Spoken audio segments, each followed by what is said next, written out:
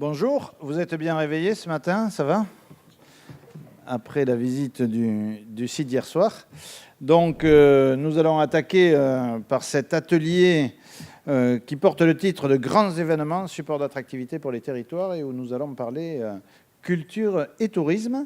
Et donc, autour de moi, avec une jolie photo du Garo-Rock, nous allons retrouver pour intervenir, après une légère introduction, tout d'abord Paul Arsenault, qui est titulaire de la chaire Transat, qui est une chaire à l'Université du Québec à Montréal, qui parle de tourisme et qui va venir nous parler de grands événements, une offre touristique à part entière avec notamment un benchmark international et puis un focus sur le Québec. Nous enchaînerons ensuite par la présentation de Sylvain Couty, directeur de l'Office de tourisme d'Angoulême, qui nous parlera de l'histoire du Festival de la BD et de l'impact sur l'écosystème local. Ensuite, Stéphane Canarias, directeur de l'Office de tourisme de Brive-la-Gaillarde, nous parlera du cousinage entre tourisme et événements, puisqu'il dirige à la fois l'Office de tourisme, mais également le festival Brive Festival. Et puis Maryse Lafenêtre, de la région Nouvelle-Aquitaine, qui s'occupe du spectacle vivant à la région, nous expliquera ce qui a déjà été fait au niveau de la région entre tourisme et culture. Voilà un peu le programme de 7h30 que nous allons passer ensemble. Alors tout d'abord, quelques éléments autour introductifs. On peut dire, et on l'a bien entendu hier, notamment par la présentation de Christophe Allot, hier après-midi, que les événements peuvent à la fois façonner l'image de la destination, mais devenir aussi des produits touristiques. Alors, ils façonnent l'image de la destination. Moi, j'ai bien aimé l'analyse hier de Christophe Allot, de dire, ben voilà, ou bien un festival remplace l'identité totalement d'une destination, par exemple l'exemple de Jazim Marciac, ou bien ça cohabite et ça fait une nouvelle identité, l'exemple de Cannes, ou bien c'est encore un outil qui permet d'avoir une nouvelle identité, une nouvelle image. Je prends un exemple, le Grand Bornand. Le Grand Bornand, c'est dans les Alpes, c'est une station de ski, vraiment. Et ils ont eu l'idée, parce qu'il y avait une initiative de festival localement, de faire un festival jeune public qui s'appelle Au Bonheur des Mômes, qui se fait en été, donc c'est intéressant d'un point de vue du remplissage, et c'est 80 000 festivaliers, et ça devient vraiment quelque chose d'identifié pour le jeune public. Et donc on a un effet d'évolution de l'identité. J'ai repris des éléments apportés par Claudine Barry du réseau de veille en tourisme au Québec, donc une publication régulière sur Internet de la chaire Transat, qui disait que les 6 atouts d'un événement sur le tourisme sont, d'améliorer ou de changer l'image de la destination, donc là on reprend ce que Christophe Allot nous expliquait hier, de soutenir ou d'enrichir les caractéristiques d'une région, parce qu'on peut se développer autour des thématiques existantes déjà dans la région, et en renforcer le positionnement. Et puis, ça favorise la rencontre des résidents avec les visiteurs. Le troisième impact, c'est d'augmenter la visibilité de la destination. Et ça, c'est assez évident. Je ne sais pas qu'est-ce qui est plus connu, si c'est Garo-Rock ou Marmande aujourd'hui. Il faudrait faire un Google Trends. Mais c'est vrai qu'aujourd'hui, quand on va voir dans tous les timelines des réseaux sociaux Garo-Rock, derrière Marmande, dans les jours à venir, ça va être absolument énorme. Ça permet de compléter l'offre de la destination, notamment parce qu'on a un certain nombre de villes, et je pense que Pierre Bellerose, cet après-midi, nous parlera de l'exemple de Montréal, où on essaie de toucher d'autres segments de clientèle. Ça permet de prolonger la saison touristique et d'attirer plus de visiteurs finalement. Mais l'événement, ça peut être aussi un produit touristique. Là, j'ai récupéré quelques vues de Garo-Rock qui ont été faites par les reporters de territoire des offices de tourisme aquitains lors du festival 2015. Ça peut être un produit touristique avec une vraie demande d'expérience de la part du festivalier. Garo-Rock en est un bon exemple. Là, c'était le concours Rock Attitude qui avait été initié par l'Office de tourisme Val-de-Garonne, qui permettait sur les réseaux sociaux de se prendre en photo avec une attitude très rock'n'roll, avec un cash, et puis d'être récompensé. Donc vraiment, on fait pas mal de choses. C'est aussi les vacances. Red Bull, je ne sais pas si ça se refait cette année, mais sur le festival Garo-Rock l'an dernier, Red Bull avait initié le concours de la plus jolie tente. et il y a eu quand même de grandes réussites, hein, c'est-à-dire qu'en fait, on se rend compte, vous avez vu depuis hier des festivaliers qui arrivent, ils viennent passer un séjour de 4-5 jours, qui n'est pas uniquement... je ne vais pas uniquement au concert, mais je suis aussi en vacances, je suis aussi en séjour, et ça devient quasiment initiatique, notamment sur ce type de festival comme à Garorock, où on se rend compte que finalement, les jeunes gens, ils ont passé le bac, et puis hop, c'est mon premier Garorock, je viens de façon autonome, les parents sont rassurés, parce que maintenant, avec le bracelet, il y a du cashless, donc je peux re-remplir le bracelet à distance, depuis la maison, donc on est vraiment dans cette dynamique-là. Et donc, ça devient un produit touristique avec des services touristiques adaptés demandés par les festivaliers. Et là aussi, je fais toujours un zoom sur Garorock avec la dernière newsletter du festival, à tous les festivaliers, qui proposait de la location de camping-car avec Yescapa. Yescapa, c'est le nouveau nom de la start-up bordelaise qui s'appelle Je loue mon camping-car, qui est une start-up un peu leader dans le domaine de ce marché collaboratif de location de camping-car de particulier à particulier. Et donc l'idée, c'est de dire, louer des camping-cars à des propriétaires qui sont autour de Marmande et allez vous installer à la Filleule avec le camping-car, parce que c'est un hébergement qui correspond à un public plus trentenaire, quadragénaire. Et donc, c'est un service nouveau ou bien toute une série d'hébergements qui sont gérés par l'Office de tourisme. Et donc, on peut imaginer que demain, il y ait de plus en plus de services développés autour de l'événement. Voilà pour cette première introduction. Et donc, je vais laisser la parole à Paul de la chaire de tourisme. Merci Jean-Luc. Bonjour, foule en délire. Bonjour Véronique. Surprise. Quelques éléments à la question. Hein, ça apparaissait comme une question. Est-ce que les événements, est-ce que les festivals sont une offre touristique à part entière? Et je trouvais ça un peu vexant pour les festivals à toute fin pratique, parce que dans ma tête, il ne fait aucun doute que le festival est évidemment une offre touristique à part entière. Qu'est-ce qu'être touristique? Des formations professionnelles de professeurs, ensemble des activités, des techniques mises en œuvre pour les voyages et les séjours d'agrément. Essentiellement, nous sommes touristiques dans la mesure où nous avons des dimensions d'accueil, d'hébergement, de restauration, d'attrait, de mobilité et en transversal de développement durable. À toute fin pratique, si on regarde le laboratoire fabuleux que sont les festivals depuis une 50aine d'années, à tout le moins en Amérique du Nord, mais la réalité européenne est la même, je crois, les festivals sont devenus des joueurs actifs dans toutes ces dimensions. Et ça fait partie donc des préoccupations des organisateurs de festivals. Le festival est, qu'est-il un festival? Posons-nous la question. Série périodique, donc l'idée de la période de la répétition, de manifestations artistiques, dans le cas présent, appartenant à un genre donné qui se tient habituellement dans un lieu précis. Donc on est dans le temporel et on est dans l'espace. Et ces dimensions-là vont être extrêmement importantes pour réfléchir à savoir est-ce qu'un festival est ou non touristique. On va reprendre des éléments, tu l'as dit, Jean-Luc. À mon avis, le festival représente 3 dimensions essentiellement touristiques. La première, l'attrait, l'attractivité. Christophe Allou, encore une fois, le disait très bien hier, ça participe de l'image d'une destination, d'un lieu. Et évidemment, l'intérêt du lieu, l'intérêt de la commune, l'intérêt de la ville, l'intérêt de la communauté, et d'utiliser le festival comme un élément qui attirera vers la destination des visiteurs, des festivaliers.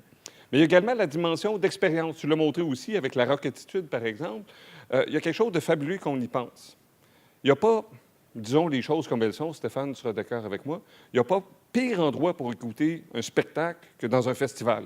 Le son, par définition, n'est pas optimal. dans une salle ici, si Muse était ici pour nous ce soir, la qualité du son serait extrêmement supérieure à ce que nous aurons ce soir. On va être loin, on n'entendra pas, on ne verra pas. Une chance que 360 degrés qui pourraient nous aider dans le futur, mais objectivement, ce n'est pas le spectacle, la qualité du spectacle lui-même. Donc, c'est l'expérience. C'est tout ce qu'il y a autour. Pourquoi ces petits bracelets-là fonctionnent aussi bien? Parce que c'est la preuve tangible de quelque chose, d'une expérience que nous allons vivre et qui nous fait, comme Pavlov, saliver. Très important. Donc, l'expérience touristique est au cœur du festival. Et la dernière, c'est que le festival, il est venu parce qu'il comporte désormais des aspects d'accueil, d'hébergement, de restauration. Il devient en lui-même la destination touristique. Et ça, c'est extrêmement puissant. Aucun autre secteur de l'industrie touristique, de l'écosystème touristique, ne peut à lui seul prétendre à cette complémentarité et à cette totalité des dimensions et devenir en soi une destination touristique. Alors, c'est vrai qu'on vient à Marmande pour Gare au Roc, mais dans les faits, Gare au Roc est devenue en soi la destination. Et en ça, évidemment, c'est une dimension purement et absolument touristique. Il y a évidemment le pouvoir de la marque qui est fabuleux. Écoutez, j'ai un a priori qui sera nord-américain. Les festivals comme Coachella, Bonnaroo, Osheaga, Lollapalooza, Burning Man, Governor's Ball, ou appelé Gov Ball, là-bas, South by Southwest, sont devenus en soi des marques beaucoup plus puissantes à la rigueur que la destination elle-même de la ville dans laquelle elle se déroule. C'est tout à fait fabuleux, à tel point que Fodor, maintenant, qui est dans le très... le tourisme très traditionnel et fonctionnel, présente même les 15 meilleurs festivals de musique. Il y a donc un tiré à part sur le festival, encore une fois, qui est présenté, on le comprend très bien, l'image ici est très claire, comme étant une destination touristique en soi, et l'image parle d'elle-même. Il y a quelque chose de fabuleux en milieu urbain à retrouver des foules de centaines de milliers de personnes autour de cette activité-là. Il y a encore une fois, tu disais, le rite initiatique me semble très pertinent comme dimension à retenir. On n'ira pas dans le détail de ces chiffres-là, mais essentiellement, retenons que l'industrie des festivals de musique est, à l'échelle nord-américaine, en croissance exponentielle. On n'est donc pas... Christophe Alliou nous disait hier pourquoi, il nous donnait une des pistes de réflexion sur laquelle on pouvait s'attacher, c'est que d'une part, la clientèle devient fidèle, donc les personnes plus âgées demeurent des clients et se rajoute un bassin de nouveaux derrière tout ça. Pourquoi on est capable d'y arriver? Parce qu'il y a une professionnalisation par les organisateurs de festivals, une connaissance, une maîtrise des outils du marketing expérientiel, du développement, une compréhension, une recherche. Les festivals sont devenus les plus beaux laboratoires. Christophe Alliou en parlait hier. Et M. Henrier, c'est notre anthropologue. Négrier, voilà, proche. Et donc, nous dit à quel point ce sont devenus des laboratoires. Donc, un intérêt de recherche pour, entre autres, les universitaires et les autres. Donc, essentiellement, 6 facteurs qui expliquent tout rapidement ce succès des festivals. C'est une industrie, donc, qui est en croissance parce qu'elle génère beaucoup d'argent. Évidemment, pour les groupes qui se présentent dans les spectacles, on en parlait hier avec Stéphane, il y a une espèce d'écologie des systèmes. On débute, qu'on est peu populaire dans les plus petits festivals où les cachets sont peu importants. L'année suivante, on est devenu populaire, les cachets augmentent, et donc il y a une espèce de sélection naturelle qui s'opère. La génération Y, évidemment, participe de plus en plus massivement aux événements. Pourquoi? Parce qu'on a su développer, encore une fois, cet aspect expérientiel qui est dominant, et c'est encore plus vrai pour les milléniaux, est au cœur de leur façon, de leur mode de vie. Troisième élément, les groupes de musique reçoivent des cachets importants, on l'a dit. Quatrième, les festivaliers considèrent qu'ils bénéficient d'un bon prix pour assister à de nombreux concerts. Le festival a cet avantage de la multiplicité et d'une offre qui est beaucoup plus généreuse qu'un seul concert. Ce qui permet également pour les programmateurs qui, au-delà de quelqu'un qui est très populaire, d'un groupe ou d'un chanteur ou une chanteuse qui sont très populaires, de programmer derrière tout ça la relève ou la musique émergente. Et donc, il y a une espèce, encore une fois, de système qui permet le développement et le roulement. Celui qui était dans une scène secondaire ou en première partie en 2015 se retrouvera peut-être beaucoup plus populaire et en scène principale en 2016. L'essor des médias sociaux qui contribuent à la multiplication du nombre de visiteurs. Pourquoi? Et les images que tu as montrées, Jean-Luc, tout à l'heure, sont tout à fait éloquentes là-dessus, parce qu'on partage non pas la musique, ou on partage non pas quelque chose de disciplinaire et de limité, mais on partage le fait qu'on y était. Les médias sociaux permettent cette mise en scène fabuleuse de l'individu, du visiteur, du touriste, et donc c'est quelque chose d'assez intéressant à regarder. Et en plus, l'avantage... Comment pouvons-nous aller chercher des commanditaires dans d'autres aspects de la dimension touristique? Pour un office de tourisme, est-ce facile? Non. Le festival attire parce qu'il parle à un public de plus en plus large et de plus en plus intéressant. Et on voyait encore une fois avec M. Négrier hier, les classes aisées, les gens qui ont plus de revenus, sont néanmoins extrêmement bien représentés. Il représentera plus du tiers des participants au festival. Donc, on est dans une logique où les commanditaires trouvent également leur intérêt. Jean-Luc, si je parle trop ou si je dépasse mon temps, tu vas le dépasser. Hein? Oui, ben, tu me frappes ou je parle encore plus vite.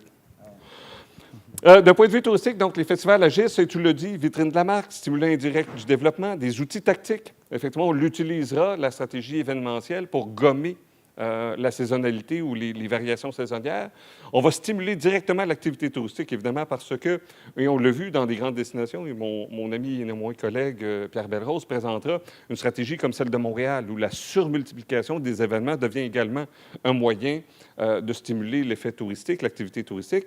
Et évidemment, ça demeure un vecteur de fierté locale et d'esprit communautaire. On le voyait très bien sur scène hier, avec toute la nombreuse foule de gens du politique, à quel point c'est effectivement un vecteur de grande fierté. Sans rentrer dans le détail, également, ce qu'on découvre, c'est que le festival est un objet de convoitise pour des visiteurs qui ne sont pas simplement des festivaliers, mais également des touristes. En 2014, une étude nous disait, explorait les habitudes de voyage des consommateurs et des gens qui fréquentent les festivals pour se rendre compte que 80 d'entre eux, 80 sont prêts à voyager à l'étranger pour assister à un festival ou à un événement. Donc, il y a une très, très, très grande mobilité des festivaliers. 85 d'entre eux affirmaient probable qu'ils prolongeront leur séjour au-delà de la tenue de l'événement. Donc, encore une fois, l'importance ou la qualité qui permet donc au festival d'accroître l'attractivité globale de la destination devient importante. Selon Festiquet, donc, une petite start-up de moins en moins petite, 40 des festivaliers internationaux assistent à un festival ou à l'étranger.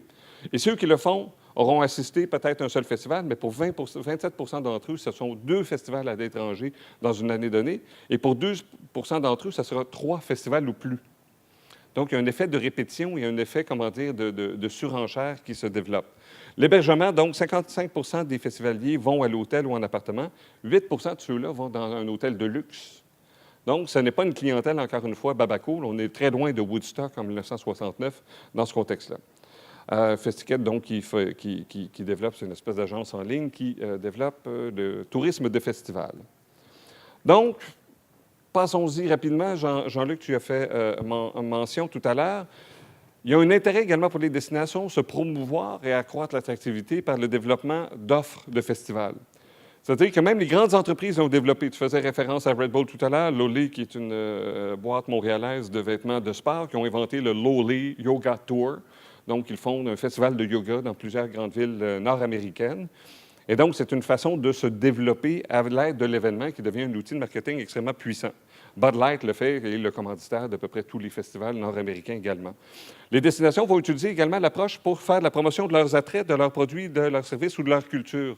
Ce que Christophe Alloup appelait hier le capital, hein, le capital attractif, si je me rappelle bien le terme, à tel point que l'Islande en a fait une stratégie internationale de promotion en faisant donc une série de festivals qui s'appellent Iceland Naturally.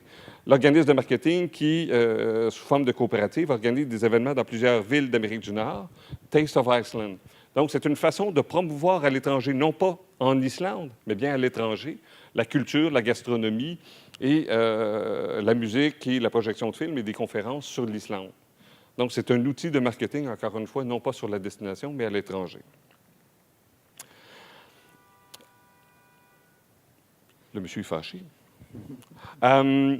On retrouve ici également, c'est devenu tellement puissant qu'on parlait comme outil de tourisme, les festivals, à tel point qu'on retrouve ici le Music Festival Map, qui permet à ceux qui auraient l'intention de se déplacer pour aller voir un festival en Amérique du Nord, de retrouver, avec toute l'information dans un seul lieu, qu'est-ce qui se passe, à quel moment, quelle date, quels seront, en bon français, le line-up de chacun de ces festivals-là. Donc, c'est devenu en soi, le festival est devenu un mode de tourisme de créneau extrêmement puissant.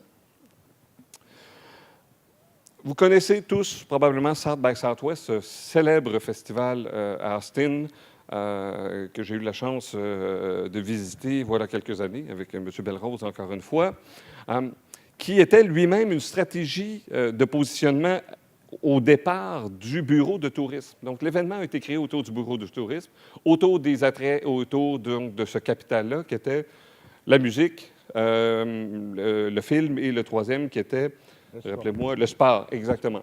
Donc, cette idée-là de se dire quels sont les 3 facteurs, quels sont les éléments les plus caractéristiques de la ville et comment on peut les pousser à un niveau monumentalement efficace. Et c'est un pur succès. Et donc, ça a fait un positionnement très fort en tant que capitale de musique live qui a permis à la ville donc, de ce positionnement donc, parce que ça reposait essentiellement sur des attraits réels. Hein. M. Alou nous répétait hier, faire une marque autour d'une marque juste pour une marque, si la promesse et si le produit n'est pas là, ça ne sert strictement à rien. A permis de décliner des produits autour de la musique, a permis donc d'accroître la visibilité et la notoriété de la ville. Qui connaîtrait sinon Austin au Texas, qui est une ville en soi assez ordinaire à toute fin pratique. Et ça a permis également par la suite de s'étendre et en faire un positionnement autour d'une ville d'affaires. Donc, quand on travaille très bien cette stratégie festivalière, ça devient un outil de développement économique extrêmement puissant par la suite. Donc, le fort du Centre des congrès, qui est magnifique, qui est immense, qui est à la fine pointe de la technologie, est un sous-produit, une conséquence heureuse donc d'une stratégie développée de longue haleine. Donc, les résultats sont les suivants. 317 millions de dollars estimés dépensés durant ce festival-là dans la ville d'Austin. Croissance des revenus pour les différents intervenants. Sondages ont été faits auprès des bars, des restaurants, des hôtels. Ils estiment que le mois où se déroule South by Southwest, 45 % plus de revenus sont enregistrés par rapport au deuxième mois le plus rentable. Donc, c'est un outil, encore une fois, de développement économique fabuleux. La mise en place de relations avec des partenaires donc, permettent d'accroître à l'international cette connaissance-là. Et on estime que c'est 60 000 nuitées en hébergement commercial qui ont été enregistrées. Donc, 12 400 ont été faits par des réservations individuelles. Outil extrêmement puissant. Également, ce que permet le festival, d'un point de vue touristique aussi, c'est une certaine forme de personnalisation. On découvre que des outils existent pour permettre, par exemple, à des groupes de fans en ligne, de communautés, de créneaux, de se retrouver. On va retrouver à Montréal, par exemple, le festival GRIFF, qui est l'équivalent du Auckland Internet Cat Video Festival, où les gens regardent des vidéos de chats pendant... Ça existe vraiment? Ça existe vraiment. Ah oui. Et ça fonctionne. Donc, cette idée-là de la personnalisation, d'aller, on est évidemment dans le créneau très pointu, mais festival de bière locale, festival de live, festival, il n'y a pas un sujet qui n'est pas utilisé en festival. Festival sud-africain, Grahamstown National Art Festival de South by Southwest, des sections personnalisables du site web, où on va retrouver la même chose avec Lollapalooza. Donc, cette idée-là de la surpersonnalisation qui devient également un outil de marketing fort puissant. L'hyper-personnalisation se développe de plus en plus. L'approche VIP, on l'a vu dans la visite du site hier. Cette idée derrière laquelle que 10 % de la clientèle seront attirés par l'offre VIP, mais elle représente 25 % des revenus du festival. Eventbrite, donc, démontre cette situation-là. Puisqu'on est touristique, évidemment, la dimension gastronomique va être extrêmement importante dans les festivals. Donc, l'offre en nourriture est une valeur ajoutée. On le découvre. Je vous donne encore l'exemple de South by Southwest. La présence de cuisine de rue et des camions, comment on dit ça, les food trucks? Les food trucks. Food trucks, voilà, tout va bien. Qui permet d'accroître les revenus. Les restaurants pop-up, les expériences gastronomiques, les bières locales, les cocktails artisanaux en font partie. Hein? Marion me parlait hier qu'il y aura dimanche le Garo Burger. Hein, qui sera inventé par des chefs de la région, c'est bien ça? Fabuleux. Oui. Donc, cette idée-là. Promotion des artistes et des aliments locaux. Donc, il y a une possibilité pour les festivals, encore une fois, d'accroître et de jouer ce rôle-là touristique. Évidemment, le transport est au cœur de la dimension touristique. Donc, de plus en plus de grands festivals participeront et développeront des partenariats avec des transporteurs. Tribeca Film Festival est avec United Airlines, Festival d'humour de New York, le Comedy Festival avec JetBlue. Donc, ces idées-là que même les joueurs de l'industrie touristique, qui voient un intérêt direct, veulent développer de tels partenariats. Austin Food and Wine avec American Airlines, 5 % de rabais pour les festivaliers qui voyagent vers l'événement avec la compagnie. D'autres partenariats avec les compagnies de transport en commun de la région, qu'on développe beaucoup. Paléo en Suisse qui offre un rabais sur les lignes de transport collectif. La Société de transport de Montréal également qui s'associe à plusieurs événements, dont la Nuit Blanche. Donc, le transport dans les transports en commun sont gratuits lors de ces événements-là. Et offert toute la nuit également, ce qui n'est pas naturel à Montréal. Il va falloir que tu accélères un peu. Plus que ça encore? OK. Exemple ici, fabuleux, Festival Melt, Copenhague. Cologne plutôt, Cologne, où ils ont nolisé un train, que le train devient à la fois le mode de transport et d'hébergement du festival. Donc, vous réservez votre chambre et donc, ça vient sur le site, le train s'arrête, vous voyez ici le wagon, et vous avez donc accès. Hein, vous voyez, cette idée fabuleuse. Et là, je vais aller très vite. Service à la clientèle, donc on veut le développer. Plusieurs possibilités. Les médias sociaux permettent encore une fois cette forme de spécialisation. Un qui me tient beaucoup à cœur, l'hybridation, qui fait partie des tendances identifiées par la chaire de tourisme et Tourisme Montréal. Cette idée que les festivals doivent apprendre à faire cohabiter, donc plusieurs, pour attirer un public plus large. Qu'on disait hier, un des enjeux, par exemple, et Stéphane pourra nous le partager, cette idée d'une clientèle familiale, multigénérationnelle, amène cette nécessité de développer une forme hybride et d'ajouter des dimensions. Et je voyais hier au Garora qu'on nous présentait la scène rave, donc la scène musique techno. Alors, on est très loin du rock, mais qui répond aux besoins d'un public donc beaucoup plus large. Et je termine là-dessus, Jean-Luc. Oui, mais là, un peu de temps pour le modèle québécois quand même. Ça va? 5 OK. minutes, tu as 5 bonnes minutes. Voilà, ça va. Tu vois, il me stresse et après ça, il me dit que j'ai du temps. Vilain. Ma conjointe fait la même chose avec moi. Enfin. Et c'était peut-être le témoignage, Jean-Luc, qui te plaisait et qui a fait que tu m'as invité si gentiment. C'est le fait qu'au Québec, on est très loin de la perfection, mais il y a quand même une tradition festivalière.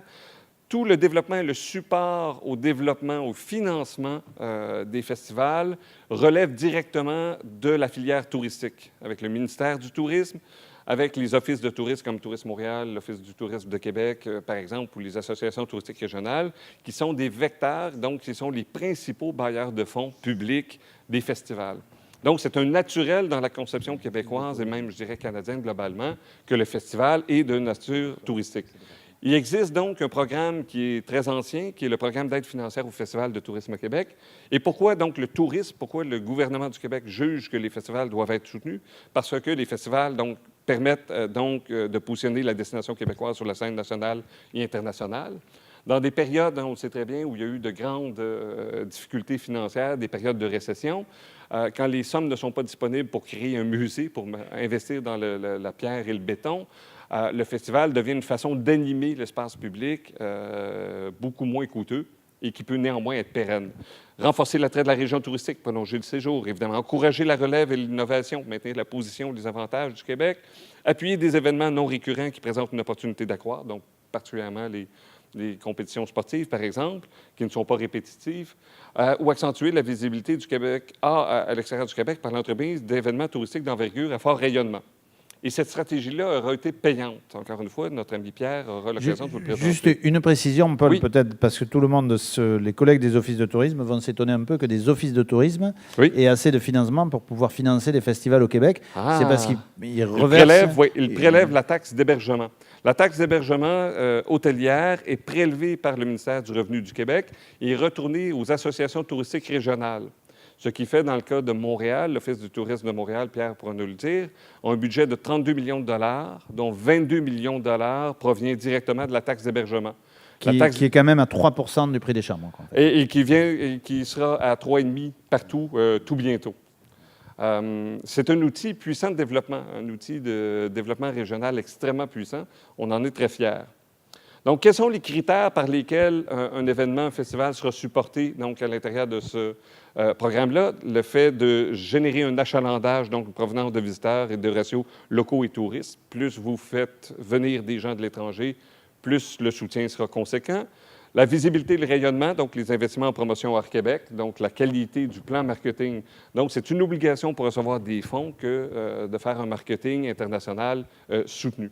La programmation également, si on est dans la durée, dans le nombre de jours, dans le nombre d'éditions réalisées, l'action qui va viser à la qualité du service. Donc, ce n'est pas seulement mettre des gens sur scène et les faire chanter ou les faire jouer de la musique, c'est essentiellement donc la qualité de l'expérience, globalement de l'expérience touristique. Les financements seront conséquents et le développement également, le soutien des partenaires de l'industrie. Donc, la capacité à démontrer qu'il y a un réel partenariat touristique. Donc, c'est l'exemple qui me semble assez important. Et rapidement, il y a un modèle associatif très présent. Donc, les associations touristiques régionales, l'équivalent un peu des CRT ici. Oui, tout à fait. On pourrait dire les comités régionaux du tourisme chez nous. Oui. On est la même chose. Donc, qui reçoivent la taxe d'hébergement, mais également un modèle associatif extrêmement puissant. Deux grandes associations représentent les festivals. Le premier, qui est le regroupement des événements et manifestations internationales, qui regroupe 27 grands festivals et événements, donc Grand Prix de Formule 1, Festival de jazz, Juste pour rire, Festival d'été de Québec et autres, et donc qui est un lobby extrêmement puissant, ce qui fait en sorte que des enveloppes de soutien à l'industrie touristique disponibles au gouvernement du Québec, 15 % est retourné directement au festival, ce n'est pas rien, mais également Festival Événement Québec, qui est l'association des autres, des autres festivals, qui compte 300 membres à toute fin pratique et qui offre des services. Donc, c'est un soutien, c'est un pool d'expertise en information et recherche, en formation et réseautage, en reconnaissance, en représentation et assurance et en promotion. Donc, cette idée de grand pool comme ça, qui ne sert pas juste à faire du lobby, mais également à faire du développement, très intéressant. Qu'est-ce que ça fait essentiellement, ce modèle associatif et le support financier? Ça fait un modèle de gestion des festivals qui s'est grandement professionnalisé, avec la création de groupes de type, et encore une fois, Pierre nous en donnera des exemples, de groupes d'entreprises privées qui sont devenus des gestionnaires professionnels d'événements et qui auront une stratégie, donc, d'avoir un portefeuille d'événements. C'est vrai de, encore une fois, Juste pour rire, Gestev à Québec et autres. Ce qui fait en sorte Groupe CH, donc, qui était le propriétaire du club de hockey canadien, qui s'est lancé dans le spectacle et dans les festivals. Et ce qui fait également que ça fait une offre de formation extrêmement riche, par exemple, des formations supérieures en gestion d'événements à l'Institut de tourisme et d'hôtellerie. Donc, ce sont des métiers désormais, donc avec des cohortes d'étudiants, mais même un diplôme d'études supérieures de deuxième cycle en design d'événements chez nos collègues de l'École de design de l'UQAM, où on apprend à développer la mise en scène, entre autres des événements et des festivals. C'est tout à fait fabuleux. Les membres du REMI, rapidement, qu'est-ce que ça fait? Bien, eux, ils démontrent, puisqu'ils sont capables de se réseauter, de faire un pool d'intérêt, bien, les 27 événements ensemble représentent 1,1 million de touristes. Là, un peu plus de la moitié sont donc du Québec, mais l'autre moitié est de l'extérieur du Québec. Donc, le rapport de force avec le gouvernement en est amélioré. Et ils estiment que les dépenses touristiques, qui n'ont pas les retombées, les dépenses directes des touristes, 200 millions attribuables aux dépenses touristiques, donc pour une seule année, qui était 2014, avec 160 millions de dépenses d'exploitation des événements eux-mêmes. Alors voilà qui conclut ma trop rapide présentation. Merci. Non, mais c'était excellent. Bravo. Merci, Paul. Merci à toi. Tu es tout à fait dans le temps, tu vois, vraiment, là. Bravo. Est-ce que vous avez immédiatement une précision à demander à Paul? Non? On reviendra dessus tout à l'heure. Je suis sûr que nos collègues auront été aussi intéressés par l'exemple québécois. Sylvain, la bande dessinée Angoulême, l'histoire de cet écosystème charentais. Oui, donc moi je suis venu ici pour vous raconter une histoire qui est le lien entre une ville, Angoulême, et son festival, ou comment un territoire a su construire une image de marque, parce que Angoulême, c'est la ville de la BD. Étant directeur de l'office de tourisme, je le vis au quotidien dès que je bouge. Abetouette et d'Angoulême, c'est la ville de la BD. Et aussi tout un pôle économique qui s'est développé autour de ça, qui est moins connu à l'extérieur d'Angoulême, mais qui a vraiment impacté l'écosystème économique de notre territoire. Alors déjà, répondre à la première question, pourquoi la BD à Angoulême ? Ces trois personnes-là sont fondamentales dans l'histoire de ce festival. On est en 1973 et la première personne, qui est Francis Groux, qui est le papa du festival de la bande dessinée, qui est devenu commandeur des arts et des lettres parce qu'il est le créateur. C'est grâce à lui qu'existe le 9e art en France, qui est la bande dessinée. Je l'appelle le passionné visionnaire. C'est une personne qui a cette capacité de faire croire en un projet, parce qu'il faut se remettre dans les années 70. La BD, c'était quelque chose de très privé. Il y avait très peu de production. Il y avait les grands noms, Hergé, quelques grands producteurs de best-sellers, mais c'était quelque chose d'assez privé avec une faible production. Et lui croyait fortement à la possibilité de créer un événementiel autour de la bande dessinée. Et il s'est rapproché de cette personne qui est Claude Morel-Herty, qui nous a quittés depuis 10 ans, qui lui avait créé un petit festival de BD dans un pays qui n'est pas du tout attiré par la BD, qui est l'Italie, une petite ville à côté de Milan, de 1500 habitants. Et c'est un festival qui regroupait 15-20 000 personnes. Et Francis Groux, qui était un fan absolu de bande dessinée, qu'il faisait venir en gros à Noël. Cette personne venait, faisait un diaporama à toute la famille, il bassinait tout le monde avec ça. Et lui croyait vraiment fortement qu'on pouvait faire un événement autour de ça. Et il s'est rapproché de la troisième personne, Jean Mardiquian, qui a un rôle très important, qui était élu à la mairie d'Angoulême dans les années 70, qui était un chef d'entreprise et qui, lui, fait des business plans, modèles économiques, et qui avait la main mise sur tous les services de la ville. Et ces trois personnes, du fait de leurs compétences, cette capacité à attirer tout le monde, les entrepreneurs locaux, le maire, Francis Groux, cette personne, Claude, qui avait tout ce réseau de professionnels dans l'univers de la bande dessinée qui n'était pas très très connus, les maisons d'édition, les dessinateurs, les éditeurs, et Jean Merdiquian qui avait tous les réseaux locaux. Ce sont sur ces 3 compétences que le Festival de la BD s'est créé quelques mois après, en janvier. Là, on était en juin 1973, et dès le premier, on va dire le troisième week-end, le dernier week-end de janvier 1974, naissait le premier Festival de la BD. Alors quand je vois ces chiffres, ça m'avait fait rigoler parce que je les ai récupérés auprès de Francis Groult, parce que moi, quand je suis arrivé à Angoulême, j'ai voulu comprendre pourquoi la BD à Angoulême. Et donc il m'a expliqué un petit peu tout ça, et le maire lui a dit vas-y, je te crois, je te donne 20 000 francs. Donc qu'est-ce qu'on fait aujourd'hui avec 20 000 francs ? C'est assez rigolo. Alors ensuite, il faut se remettre dans les années 70. Et il a réussi à obtenir du maire, qui était un élément très important, et je pense que pour le Garo Rock, on ne le contestera pas, la mise à disposition de l'ensemble des services techniques à l'époque de la mairie, qui ont dit, en gros, vous êtes au service de l'association pour monter les chapiteaux, tous les services qui avaient besoin en termes de technique. Et surtout un réseau très important qui était apporté par Claude à l'époque pour mobiliser les éditeurs et les auteurs. Parce que ce premier événement a été déjà dès le départ un grand succès, tout simplement parce que cette personne, qui est Hugo Pratt, qui crée le personnage Corto Maltese, qui dans les années 70 est l'un des personnages BD avec Tintin qui est les plus connus, crée la première affiche qui est diffusée dans toutes les librairies de France et qui sont affichées dans tous les lieux où on vend des BD en France en disant « L'année prochaine, il y a un événement à Angoulême, si vous aimez la BD, c'est là-bas qu'il faut y aller ». C'était ça la stratégie de communication sur le premier festival, et ça a marché. Derrière tout ça, c'est passé très rapidement ces 2 personnes-là, qui sont les papas d'Astérix et Obélix, qui eux ont mobilisé l'ensemble de la BD européenne en disant « Les gars, vous venez, on va faire une bringue de folie à Angoulême fin janvier, vous allez voir, c'est génial ». Et tout le monde de la bande dessinée s'est retrouvé à Angoulême, et c'était la première fois qu'on avait un événement où les grands dessinateurs rencontraient leurs fans. Ça ne se faisait avant qu'au moment de la dédicace, quand vous étiez dans une librairie, face à quelqu'un qui venait acheter une BD. Sinon, il n'y avait pas de lieu pour ça.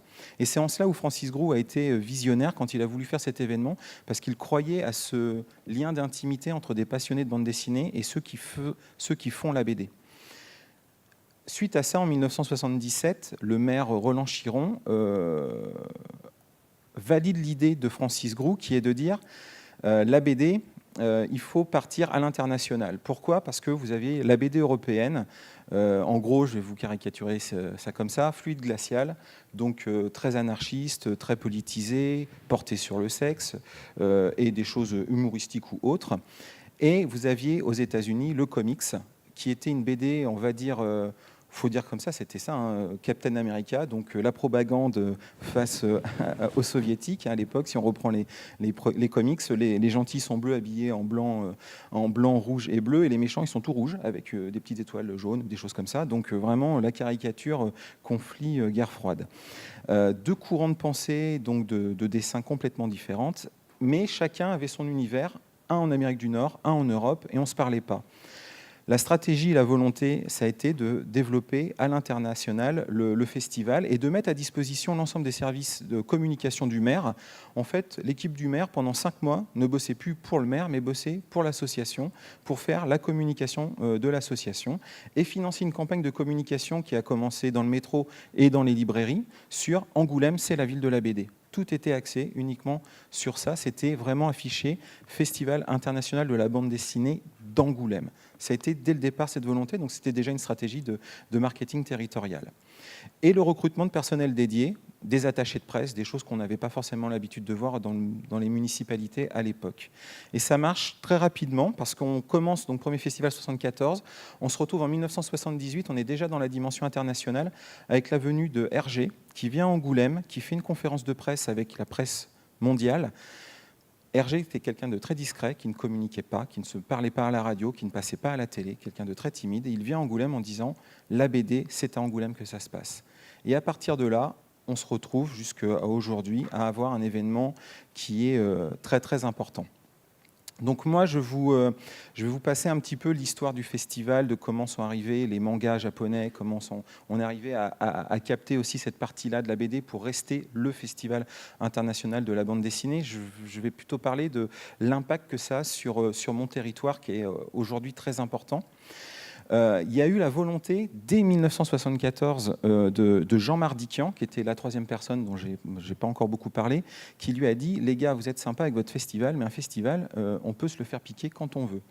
On n'est plus d'accord, le maire change, tout se barre. » Donc, ce qu'il faut faire, c'est créer un musée de la BD. Parce que le problème d'un festival, c'est qu'on a un pic de fréquentation à un moment, et quand le festival est terminé, c'est terminé. Je pense que Garo Rock doit avoir à peu près les mêmes problématiques ici.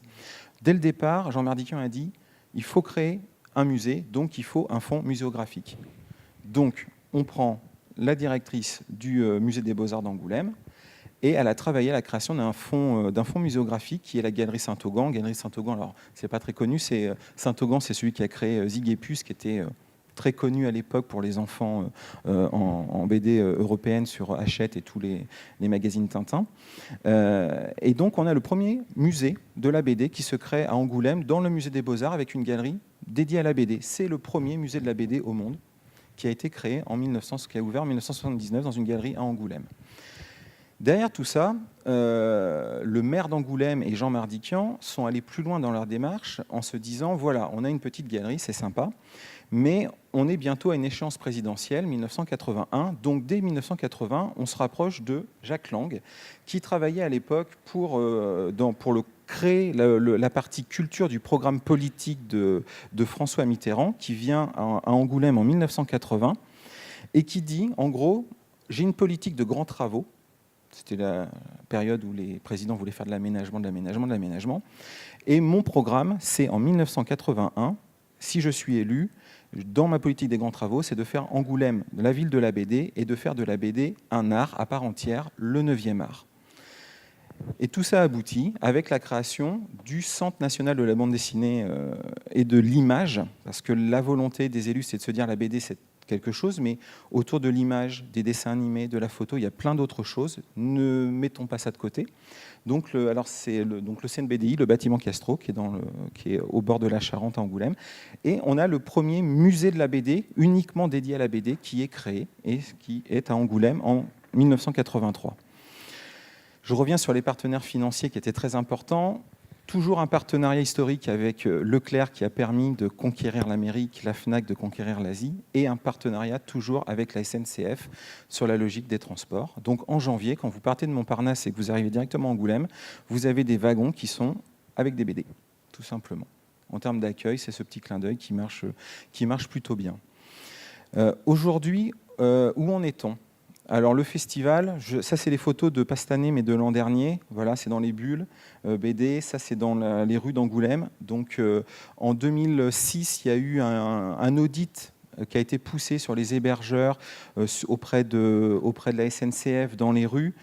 En gros, en 2006, c'est estimé qu'il y a eu 230 000 festivaliers à Angoulême sur 4 jours, sur une ville de 40 000 habitants. Donc ça inonde complètement la ville. Donc c'est un événement massif pour nous.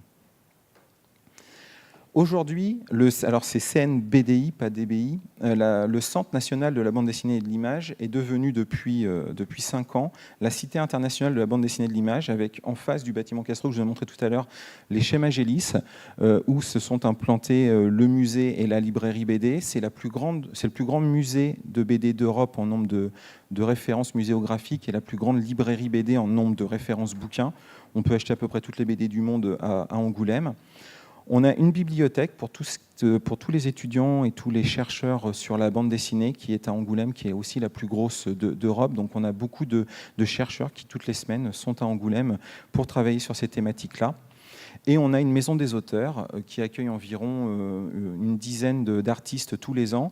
Et aujourd'hui, on a une vingtaine d'auteurs BD, alors connus, mais dans l'univers de la BD, qui vivent à Angoulême et qui ont leur projet de vie, d'entreprise, qui sont à Angoulême.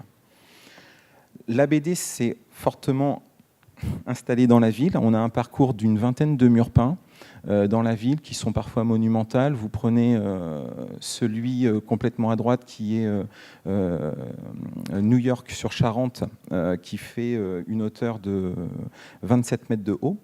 Ça, c'est pour l'anecdote. Pourquoi New York-sur-Charente? Le premier nom de New York, c'était la Nouvelle-Angoulême, parce que c'était un explorateur, Verrazzano, qui était financé par Marguerite d'Angoulême, qui a découvert... Et comment vous vous Manhattan. êtes fait avoir? Pourquoi ils ont remplacé par York après? Ils n'ont pas misé sur l'avenir de ce continent-là, donc ils l'ont revendu aux Hollandais, c'est devenu la Nouvelle-Amsterdam. Sur ça, on a tout raté. On a une grande partie de nos bus qui sont dessinés par des auteurs BD, hein. C'est pas du dessin comme ça, c'est vraiment un dessin qui avait été fait à l'époque par Hugo Pratt, pardon. On a toutes nos boîtes aux lettres qui sont marquées TBD, et on a toutes nos plaques de rue qui sont... Alors ça, c'est un Belge qui a eu cette idée-là. Donc on ne dit pas bulle BD en Belgique, on dit un phylactère. Donc toutes nos plaques de rue sont ainsi faites, avec beaucoup de noms, rue Hergé, rue Goscinny, bien sûr, forcément. Donc il y a une vraie appropriation de la ville dans sa politique d'aménagement urbain pour dire la ville de la BD, c'est Angoulême. Ça, c'est le plus important.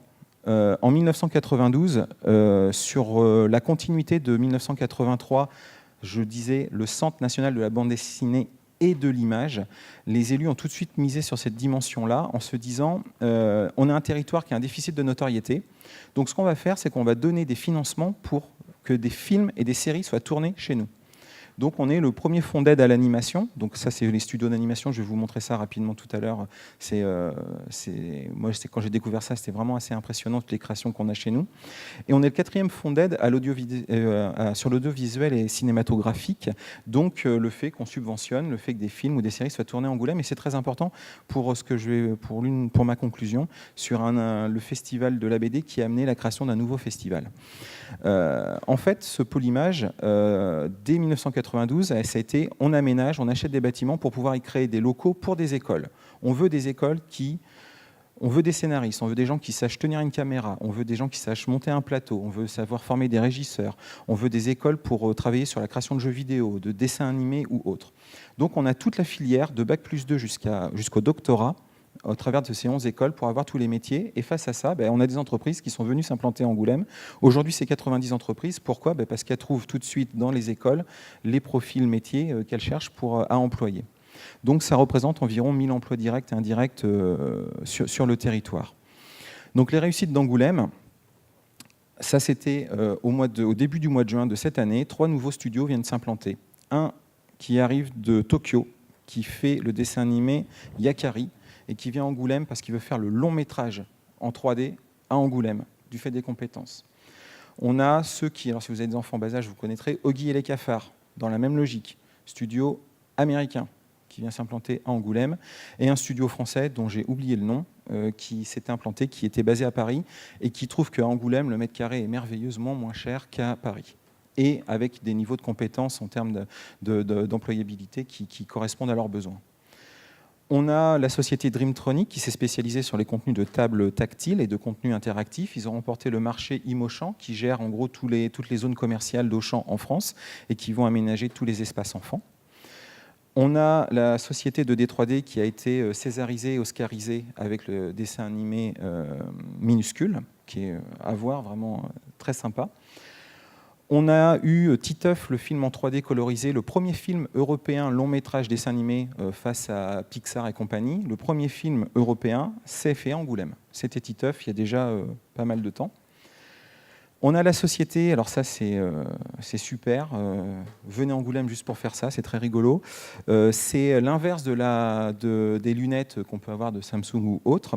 C'est une société Cortex qui s'est venue s'implanter, c'est un Allemand qui est venu s'implanter à Angoulême et qui lui est fan de panorama. Donc vous rentrez dans une sphère, on peut rentrer à 25 dedans. Et c'est un univers interactif de gaming. Donc là, le jeu, là, en l'occurrence, il faut éviter des astéroïdes, il faut les pousser. Sauf que c'est en 3D, donc il faut aussi se retourner parce qu'on en prend dans le dos. Donc il y a des jeux avec des dinosaures qu'il faut nourrir, et si vous débrouillez mal, ils vous bouffent. Donc il y a des choses assez poussées. Cette société a eu le prix de l'innovation technologique européen l'an dernier. On a été retenu par le studio japonais dont j'ai oublié le nom sur une mise en concurrence mondiale. C'est à Angoulême, c'est Blue Spirit qui a été retenu pour faire les 3 nouvelles saisons des Nouvelles Cités d'Or. Donc moi j'ai eu l'occasion de voir les 3 nouveaux dessins animés de la saison 3 qui va bientôt sortir. Et alors là, c'est le truc assez énorme. Avatar, donc c'est, je ne sais plus si c'est Century Fox ou autre, qui ont fait un appel d'offres monde aussi pour gérer tous les effets entrant-sortant des écrans pour le film Avatar, parce que c'est une trilogie. Et c'est la société Solidanime qui est basée à Angoulême qui a remporté ce marché et qui travaille dessus pour le livrer fin 2017. Donc c'est assez rigolo parce que moi je sais où sont les studios et il y a des espèces de malabars qui sont devant très discrètement, mais qui sont là tout le temps parce que c'est sous un secret professionnel. Ils sont tout bleus ou non Là, non, ils sont juste en tenue de vigile, mais ça rigole pas. Donc là, ce sont les réussites angoumoisines et on en est quand même assez fiers. Ça marche quand même plutôt bien et ça continue à se développer. Le dernier né, maintenant qui va avoir, c'est la 6e édition, si je dis pas de 7e édition. Sur ce que je vous disais tout à l'heure, donc cette personne, c'est Dominique Besnéard, c'est l'agent des stars du cinéma français. Et ce monsieur a bénéficié de financement du département de la Charente pour venir faire des films à Angoulême. Il en a fait 1, il en a fait 2, il en a fait 3. Puis il a acheté une maison. Et puis il est tombé amoureux de cette ville et il a décidé que son festival du film se ferait à Angoulême. Donc c'est un festival, en 2009, c'était une journée. Aujourd'hui, vous voyez, 23, 24, 25, 26, 27, 28, c'est un festival de 6 jours qui se passe donc à Angoulême avec un parterre de stars. Donc ça, ce sont les invités prévus cette année. Et ça sera Sophie Marceau qui sera probablement présidente du jury. Donc là, ça va débouler sur Angoulême quelque chose de fou. Donc ça, voilà, c'est un petit peu toutes les répercussions et tout ce qu'ont su anticiper les élus et avoir ce regard un petit peu visionnaire et qui font que l'ABD a largement essaimé, et je reprends le terme d'hybridation, là on est vraiment dans ce cas-là complet à Angoulême. Et l'histoire n'est pas finie. Alors ça, je vous raconte juste une anecdote par rapport à tous ces métiers-là. Là, vous avez dû l'entendre aux informations, la France a été retenue par l'Australie pour fabriquer ses sous-marins nucléaires. Je ne sais pas si vous avez entendu cette information-là. C'est un gros marché en plusieurs milliards d'euros.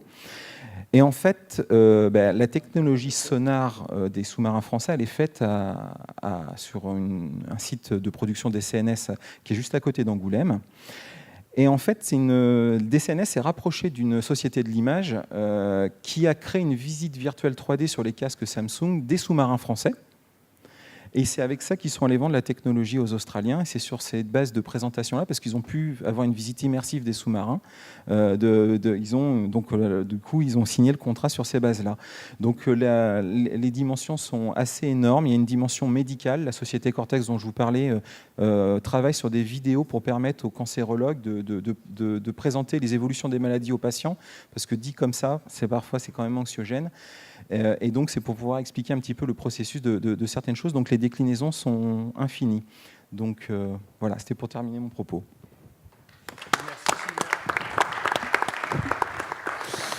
Merci Sylvain de ce témoignage enthousiasmant, parce que c'est vrai que c'est une sacrée success story quand même.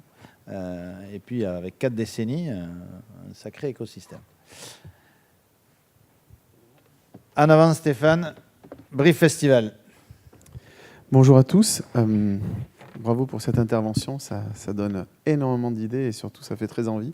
Je crois que c'est vraiment l'exemple, l'illustration même d'une ville qui a su surfer sur un événement pour développer une activité économique à part entière et qui impacte pas seulement l'image mais aussi l'économie de la ville. On a un gros festival du livre à Brive qui est l'un des plus gros festivals du livre en France et malheureusement on n'a pas su passer du festival du livre à un écosystème complet qui aurait pu permettre de créer de la formation, développer l'économie, etc. Donc c'est vrai que voilà, ça reste un modèle dont j'aimerais que beaucoup peut-être de mes élus et patrons puissent s'inspirer. Alors, le Brive Festival, c'est où Brive? Qui ne connaît pas Brive? Qui ne connaît pas Brive? Ok, tout le monde connaît Brive? Ah non, il y a une main. Alors, je vous invite cette année au Brive Festival. Brive, c'est l'angle droit en fait entre Bordeaux et Toulouse, à peu près 1h30, 2 heures, 200 km entre Bordeaux et Toulouse. Et c'est une ville qui a décidé d'investir sur l'animation au départ pour renforcer son attractivité touristique. Alors, je dirige aujourd'hui l'Office de tourisme et je dirige déjà depuis maintenant 15 kilos de ça, enfin, je veux dire 15 années. Mais quand j'ai été nommé en 2001, on avait un vrai souci, c'est que le premier frein au départ des touristes, lorsqu'on les interrogeait avant de venir chez nous et ensuite lorsqu'ils étaient chez nous, c'était la peur de l'ennui. clairement dans des destinations rurales ou urbaines comme les nôtres, les touristes veulent être sûrs, et encore plus aujourd'hui, de ne pas louper leurs vacances. Et donc, ils veulent avoir un maximum de choses à voir, à faire et à vivre. Chez nous, on avait un souci, c'est que le soir, les clients qui étaient dans les hôtels n'avaient plus d'endroit où aller boire un verre, où aller manger une glace, où aller passer un moment, alors que toutes les boutiques étaient fermées. Donc, on a travaillé sur une politique d'animation. On a créé 1 an après Paris Plage un Brief Plage, et qui est rapidement devenu, 5-6 ans plus tard, un Brief Festival, tout simplement parce qu'on s'est rendu compte que il n'y avait pas simplement que les touristes en séjour qui s'intéressaient à l'événement, il y avait d'abord la population locale, et aussi que cet événement pouvait avoir une capacité d'attraction pour des clientèles touristiques venues pour assister à un concert, puis 2 concerts, etc. Alors, je ne vais pas vous refaire l'historique de l'événement, vous dire simplement que cette année, nous fêterons notre 13e édition, qu'on est devenu le premier festival dans l'ex-Limousin, et qu'effectivement, on a aujourd'hui beaucoup de velléités. On a accueilli 17 000 spectateurs l'année passée. On devrait être à plus de 30 000 cette année. On est donc un festival en plein essor. On double quasiment chaque année notre fréquentation, avec pourtant des budgets publics qui diminuent. On a tout simplement réussi, je vous en parlais tout à l'heure, à développer un modèle économique différent. Et on a un public qui, chez nous, ne ressemble pas forcément à un public au public d'un festival avec un camping annexe, etc. On a un festival très urbain, comme Bourges, comme les Franco. Et donc, on a un public plutôt féminin. 62% de femmes sur notre festival. Je dis ça s'il y a des garçons célibataires ou quoi que ce soit. On a énormément de familles et d'amis. 20% des personnes viennent en famille sur notre festival, ce qui est relativement important. Et 34% viennent en groupe pour passer un bon moment. Voilà. Donc c'est également un festival qu'on a essayé de créer, de développer. C'est très difficile de créer un festival, surtout quand on a un office de tourisme, on n'est pas issu du Sérail, on a dû acquérir des compétences sur le terrain. J'ai pu m'appuyer sur... je suis allé chercher, grâce à des amis, pas très loin d'ici, des compétences, comme notre programmateur, aujourd'hui, il a été programmateur pendant 10 ans des Franco de La Rochelle, notre régisseur technique de site et le régisseur du Garo Rock. Et on a composé des équipes comme ça pour être en capacité rapidement de développer un festival sur lequel il nous restait une contrainte pour nous. On n'est peut-être pas la ville la plus attractive pour les touristes, pour les investisseurs, etc., mais même pour les artistes.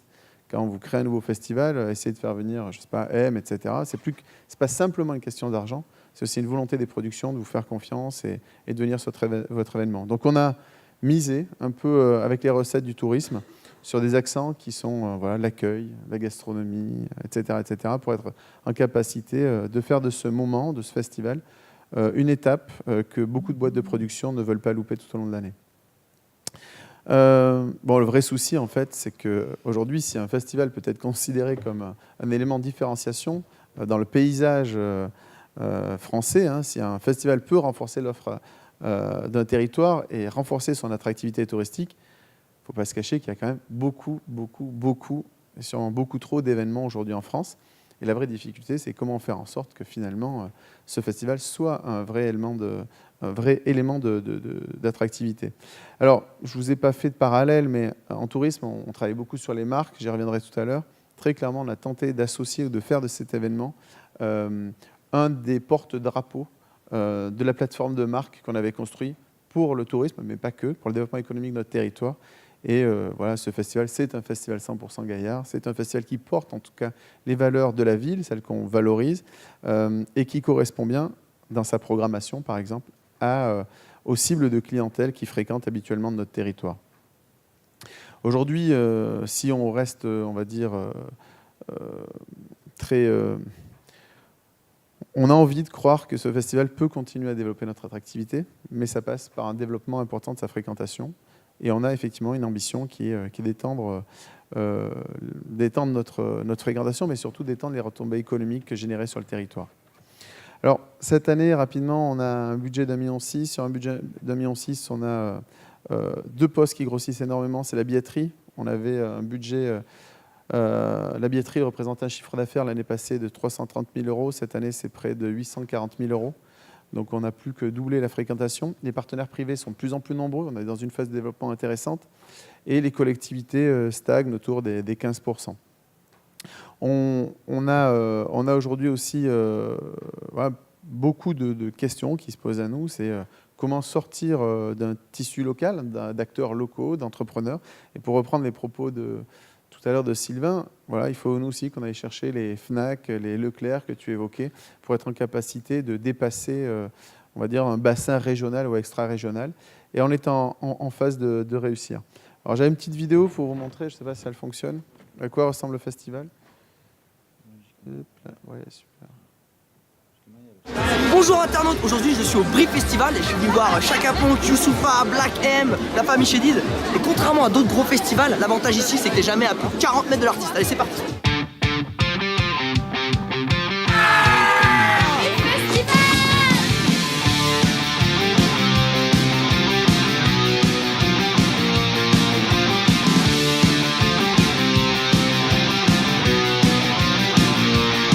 Ça te dérange pas de pisser dans les toilettes? Ah non, du tout, ce sont les toilettes. Ce sont les cabines où ça pue la pisse. Ah, mais ce sont des toilettes sèches, ça sent rien en fait. Voilà. Au revoir.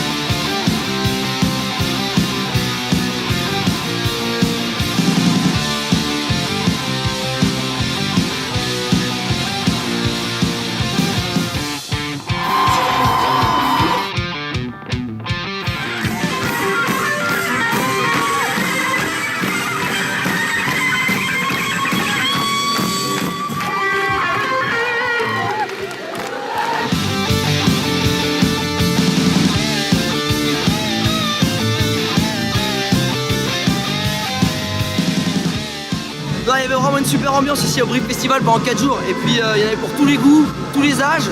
Et l'air de rien, une soirée avec 3-4 artistes, 3-4-5 heures de concert, à peu près 30 €. C'est quand même un super rapport qualité-prix. Ouais, Brief Festival, c'est un festival à taille humaine. On est proche des artistes. Hein les gars? Ah ouais, Carrément, carrément. Ciao internautes.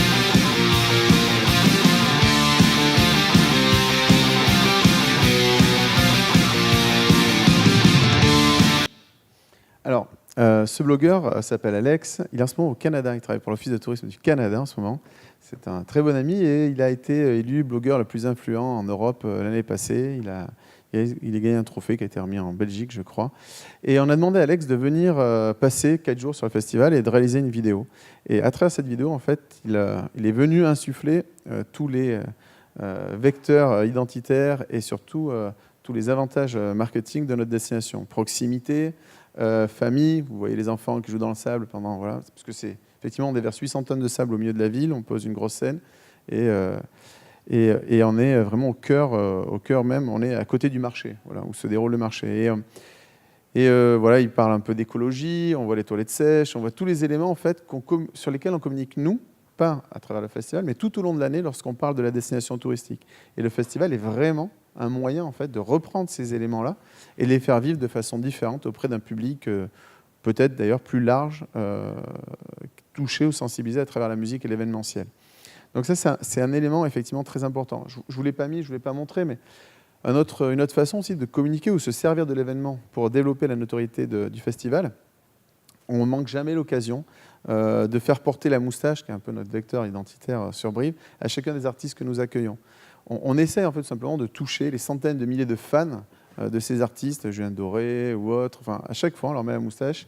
Les frérots de la Vega que vous avez vu sur la vidéo ont porté nos vêtements, notre marque de vêtements que je porte aujourd'hui, par exemple, pendant leur concert. Tous les musiciens, ils étaient 15 sur scène, portaient nos casquettes à moustache, etc. Et ils ont passé un tellement bon moment, malgré une très très très grosse cuite, qu'ils ont porté leurs casquettes pendant toute la promotion de l'album au mois de septembre-octobre, toutes les émissions télé qu'ils ont faites. On leur a rien demandé, mais juste ils avaient passé un moment, ils ont continué à porter nos casquettes pendant toute la promo France 2, l'émission de Cyril Hanouna, etc. Ils portaient sans arrêt nos supports de com. Donc voilà, c'est aussi un moyen, l'événementiel, de capter une clientèle plus large pour la destination et de développer la notoriété de l'événement. Et effectivement, tous ces gens-là, on essaye de de leur faire vivre une expérience, eux aussi 100% gaillards, pour se servir d'eux comme des leaders d'opinion. Donc on a effectivement une approche très marketée de ce festival, défini comme urbain, chic et familial. Je vais passer, puis je vais tenter de répondre à la question que m'avait posée Jean-Luc. Pourquoi tourisme et événementiel sont cousins? En fait, Paul, Sylvain, vous avez déjà répondu. Je ne vais pas revenir dessus, mais globalement, pour nous, acteurs du tourisme, à travers le festival, on a tout simplement tenté de nourrir les enjeux du tourisme. Ces enjeux, si je devais les définir, si je devais tenter d'expliquer à mes élus, lorsque je vais chercher des sous, ou aux collectivités que je vais aller voir ou que je vais voir, pourquoi est-ce que cet événement a un intérêt? Eh bien, il a un intérêt bien sûr économique avant tout. C'est beaucoup d'argent dépensé sur le territoire par les festivaliers. C'est des nuitées, bien sûr, beaucoup. Tous les hôtels de la ville sont surbookés et du coup, en juillet, vous allez me dire, c'est pas très difficile, mais il y a quand même une augmentation des prix qui est très importante. Et on travaille avec les hôteliers pour tenter de les amener à se servir de l'événement comme un moyen de faire autre chose que du chiffre d'affaires, mais faire par exemple de la fidélisation de clientèle. Par exemple, on les a réunis au mois de janvier pour tenter de leur proposer, tenter de leur expliquer que s'ils proposaient les chambres au mois de juillet à leurs clients habituels tout au long de l'année, en leur disant « je serai plein au mois de juillet pendant le festival, mais toi, Pierrot, qui est mon client régulier, si tu veux, je te garde une chambre pour toi et ta famille pour cet événement-là. » Et certains d'entre eux ont joué le jeu, ont mis en place des services annexes, ont mis en place des navettes à partir de la gare, à partir de l'aéroport, non pas simplement pour gagner de l'argent, mais pour entrer dans d'autres logiques qui sont, par exemple, effectivement, la fidélisation. Bien sûr, un événement, c'est une grosse fenêtre médiatique.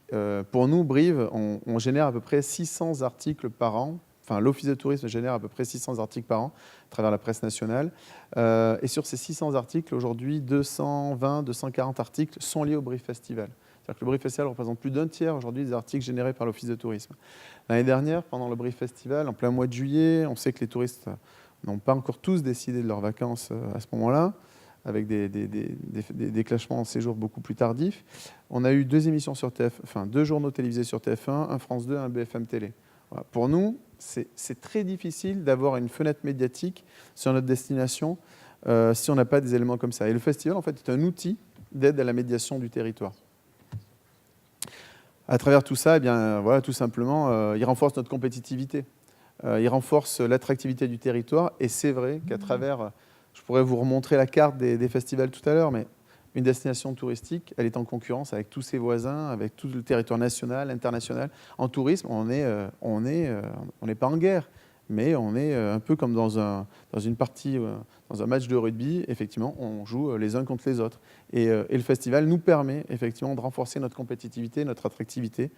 Encore une fois, si le positionnement en market est bien ciblé, si on a, je dirais, construit un événement qui corresponde aux attentes de la destination.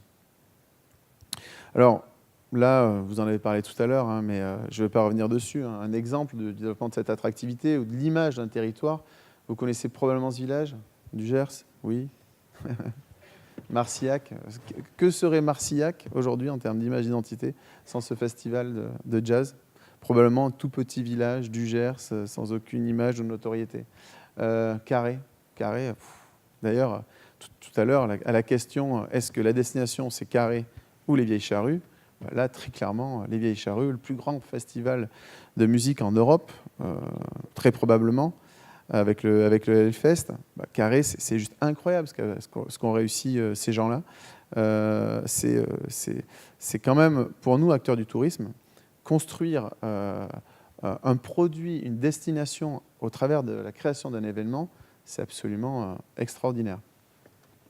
Et puis un événement de musique, c'est aussi un facteur de cohésion sociale, de valorisation de l'identité locale, du patrimoine presque d'un territoire. Alors, je pense que ces jeunes filles valorisent l'image du territoire. Mais au-delà de tout ça, il y a vraiment beaucoup de festivals renforcent la fierté des habitants du territoire.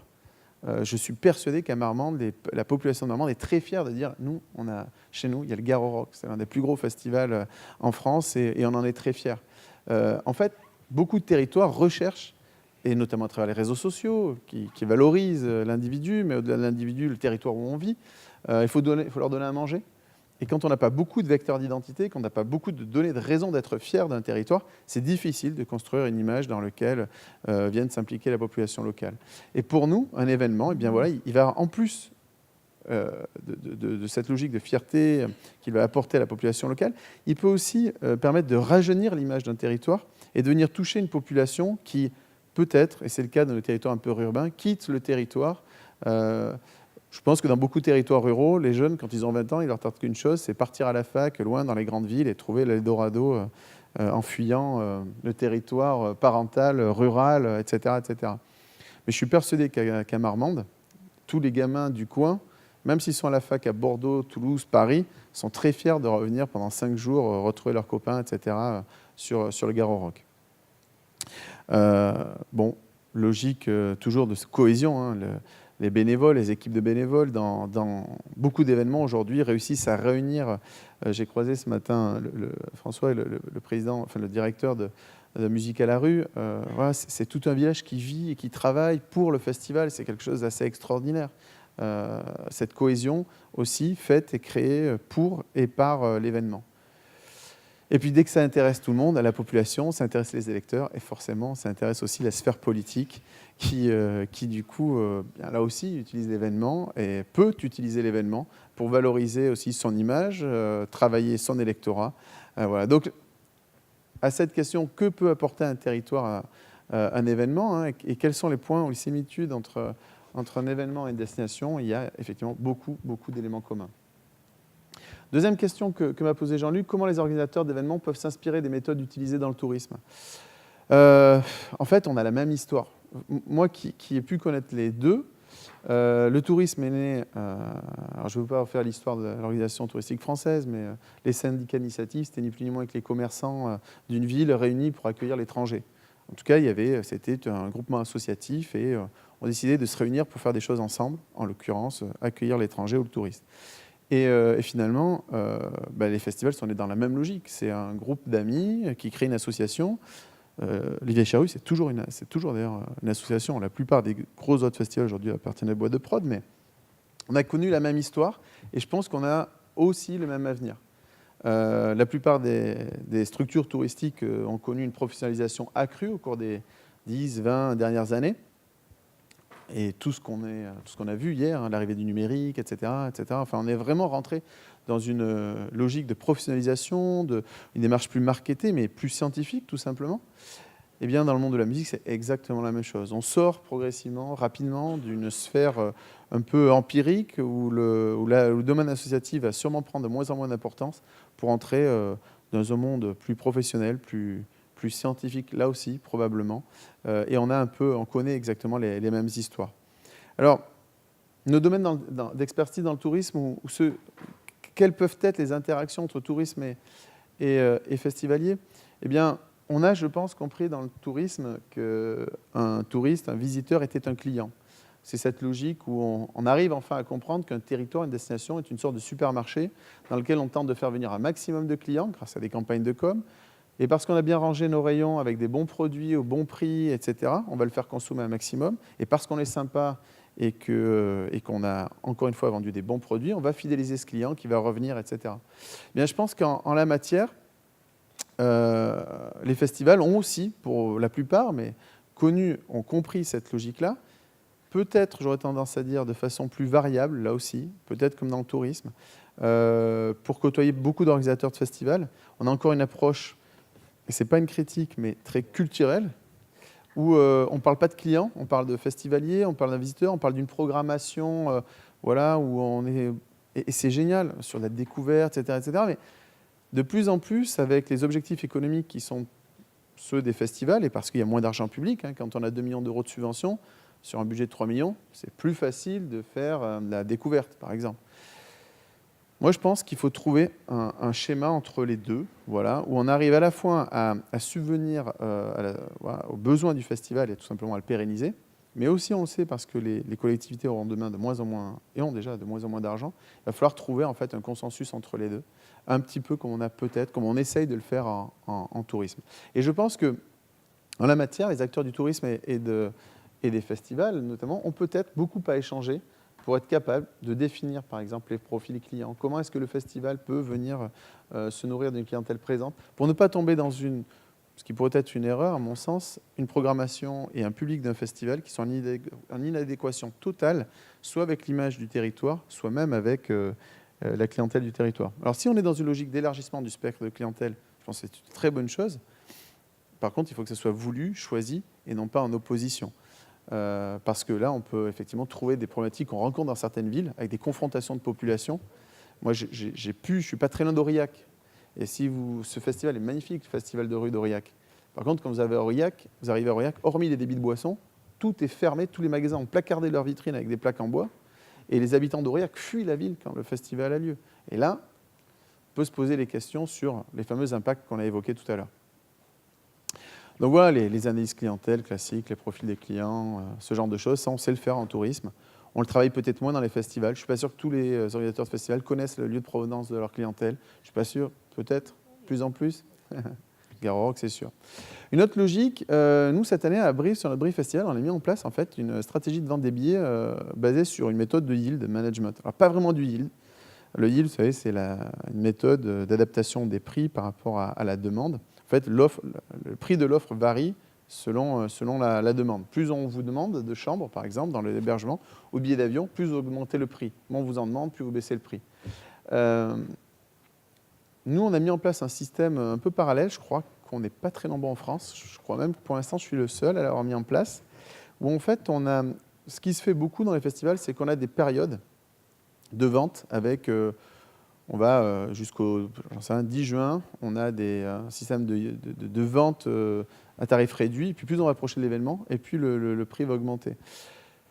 On a gardé ce même système-là, mais on l'a compartimenté en termes de prix. C'est-à-dire qu'on a voulu calculer un tarif moyen, et on a saucissonné notre jauge, comme dans l'aérien, en fait, tout simplement, et on a établi en fait des quotas à nombre de places, ce qui nous permet, comme dans l'aérien, d'avoir des prix d'annonce très bas. Les premières places à 20 €, autant vous dire qu'il n'y en a pas beaucoup, là aussi. Et puis, ensuite, une augmentation progressive des prix en fonction des ventes et de la rapidité des ventes. Plus vous vendez, plus vous allez augmenter le prix, etc. Et ce système-là, cette année, chez nous, a hyper bien marché. Vous avez ici la courbe des ventes de l'année dernière, qui était classique, c'est-à-dire plus on se rapproche de l'événement et plus on vend. C'est-à-dire qu'il y a vraiment une accélération à quelques jours de l'événement. Et puis, vous avez les courbes de cette année, dont vous voyez le rebond très important, qui ont été liés à ce système de vente. C'est-à-dire qu'on a vendu beaucoup plus tôt. C'est-à-dire que les gens se sont précipités pour acheter les tarifs au meilleur prix. Quand vous êtes organisateur de festival, ça répond à un gros problème. C'est la trésorerie. Quand vous vendez vos billets à 2 semaines, 3 semaines, 1 mois de l'événement, vous avez 200, 300, 1 million d'euros. Grosso modo, tout votre chiffre d'affaires billetterie est encore dehors, alors que vous avez payé la plupart de vos cachets, ou une grosse partie de vos cachets très longtemps à l'avance. Donc ce système-là, voilà, par exemple, je pense que c'est un modèle qui est inspirant, qui peut être inspirant pour les organisateurs de festivals, et qui est vraiment clairement pompé à l'univers du tourisme, et qui répond à une logique qui est celle de la trésorerie. Alors demain, quels pourraient être les axes de travail entre les acteurs du tourisme et les organisateurs de festivals? À mon avis, c'est tout le travail autour de la logique de marque. Peut-être que les acteurs, les organisateurs de festivals, etc., pourraient, en tout cas, ça serait l'intérêt pour les collectivités, travailler de façon beaucoup plus étroite avec les leaders ou les acteurs du territoire, qu'ils soient économiques, touristiques. Mais en tout cas, je pense qu'on le voit, l'impact d'un événement, l'image d'un événement sur la notoriété et l'image de la destination est tellement forte que c'est juste un paradoxe ou une incohérence qu'aujourd'hui, il n'y ait pas, je dirais, de rapport commun, de travail en collaboration entre ces deux mondes ou ces deux sphères. Alors, comment c'est difficile, il y a plein d'idées, mais je pense qu'en tout cas, c'est un vrai travail, un vrai chantier sur lequel nous avons tous intérêt à travailler. Enfin, un autre élément, c'est qu'un festival pourrait être, un peu comme un office de tourisme, l'animateur des acteurs locaux.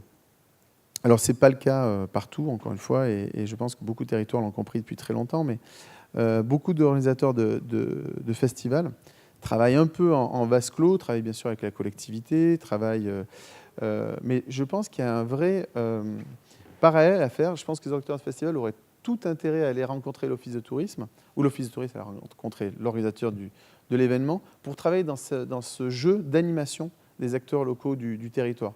Certains festivals font hyper bien. Quand on va à Bourges, la ville entière respire le festival. Chaque commerçant a une affiche dans sa boutique. Enfin, il y a vraiment... l'événement vit vraiment dans chaque commerce, etc., etc. Les hébergeurs jouent le jeu à fond, etc. Puis il y a d'autres événements que je connais et que je ne citerai pas. Vous arrivez dans la ville, il y a un gros événement qui est à 5 km à la sortie de la ville. Vous avez l'impression que dans la ville, il n'y a rien qui se passe. Ça ne joue pas le jeu, c'est hyper difficile de, trouver même les flèches pour aller jusqu'à l'événement. On se dit, merde, qu'est-ce qui se passe en fait? Mais juste, il n'y a pas d'interaction là-dessus. Voilà, j'en ai fini. Et je vous remercie. Merci Stéphane pour cette présentation et ce parallèle surtout entre tourisme et culture et festival. Et c'est un enchaînement tout trouvé pour l'intervention de Maryse. Maryse Lafenêtre, donc, de la région Nouvelle-Aquitaine, avec un trait d'union entre Nouvelle et Aquitaine, qui va nous parler justement un peu de la réalité dans notre grande région des festivals et puis déjà des liens qu'on peut imaginer entre tourisme et événementiel. Bon, bonjour. Alors en fait, je ne sais pas si je vais pouvoir continuer parce qu'en fait, tu as fait exactement ce que j'allais dire, ce rapprochement tourisme et festival. Ah, non, c'est l'autre. Voilà, je ne suis pas habituée, excusez-moi. C'est celle-là ? Puisqu'en fait, je vais vous parler d'une rencontre qui a eu lieu l'année dernière entre la MOPA, Jean-Luc, et la direction de la culture, puisque nous avons organisé cette rencontre pour mettre en contact justement les acteurs de la culture et de l'événementiel et des offices de tourisme. Puisqu'en fait, c'est vrai que ces deux mondes fonctionnent un peu en silo, sans contact. Et déjà, nous, au niveau administratif, c'est compliqué. Donc, imaginez... cette première rencontre a eu lieu à Marmande, puisqu'on s'est appuyé sur l'expérience qui est quand même très, très importante du Festival Garo Rock et de l'Office de tourisme Val-de-Garonne. L'objectif était des échanges et des retours d'expérience, de collaboration réussie, donc entre Office de tourisme et festival. En fait, l'objectif final était aussi une amélioration de la communication et le développement d'actions transversales tourisme et festival, puisque vous le savez, enfin, la Nouvelle-Aquitaine et l'Aquitaine menaient une opération de communication sur les festivals qu'elle finançait. Et on a voulu étendre cette communication avec les offices de tourisme et avec Jean-Luc, via les plans LIAS que vous connaissez tous. Nous avons pu insérer la communication de la région sur ces plans LIAS, pour qu'une fois que le touriste ou le client, vous parlez de client, vient à l'office de tourisme, quand il cherche sa destination, c'est comme ça, sa location, il y a le plan LIAS, et au dos, nous avions l'ensemble des manifestations qui étaient financées par la région sur l'ensemble du territoire. Voilà, je crois que c'est ce qu'on a pu... Oui, tout à fait, oui. C'était, disons, se servir du vecteur de communication des offices de tourisme, parce qu'il y avait aussi les écrans d'accueil qui relayaient les festivals à proximité, etc., pour pouvoir faire la promotion des événements qui sont financés par la région. En fait, on est beaucoup plus intégré au niveau du système. Tout à fait. Et également, vous avez parlé tout à l'heure de mobilité. La région Nouvelle-Aquitaine a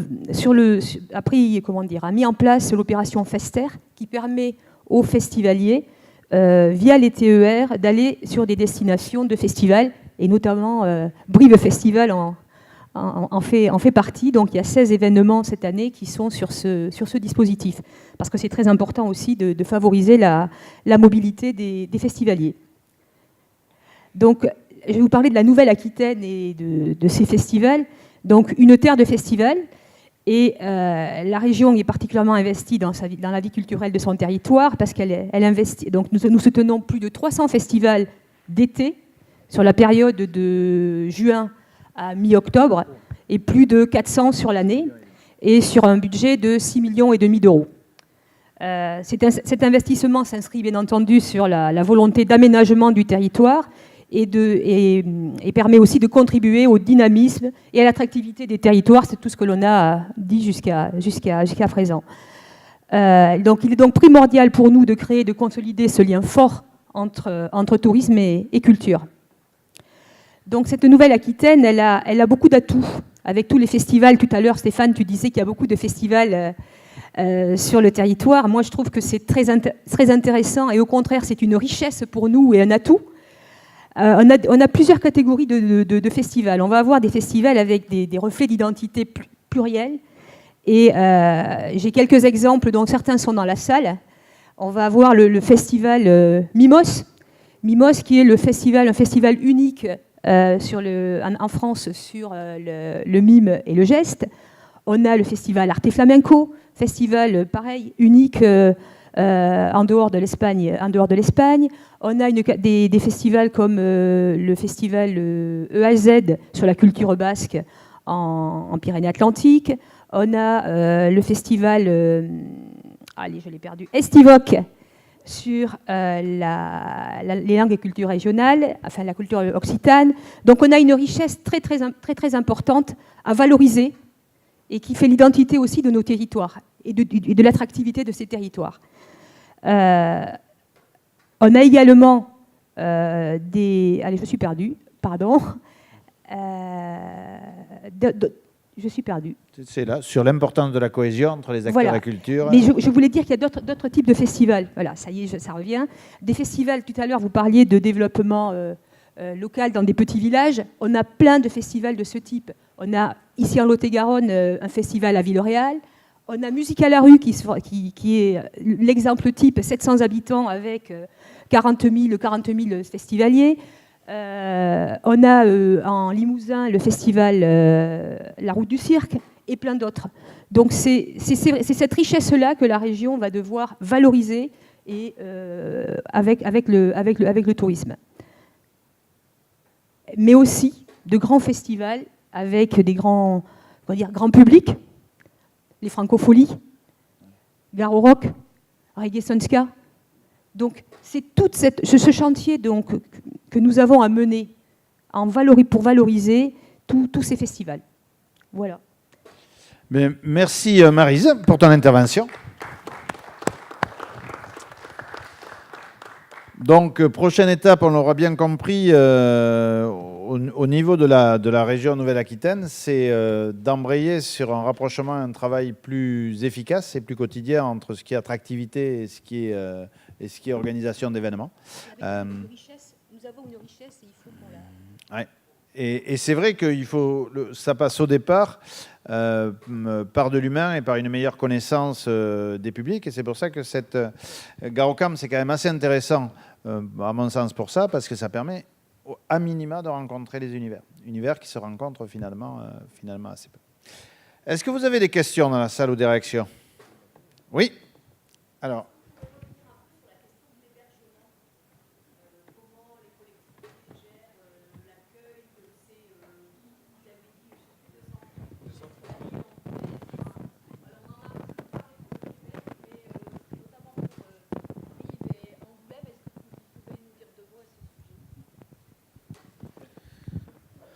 Oui, alors sur notre festival, en pleine saison estivale, on n'a pas mis en place de centrale de réservation parce qu'on sait qu'aujourd'hui, si c'était une des questions, sur l'événement comme ça, grand public, le client va chercher son hébergement tout seul.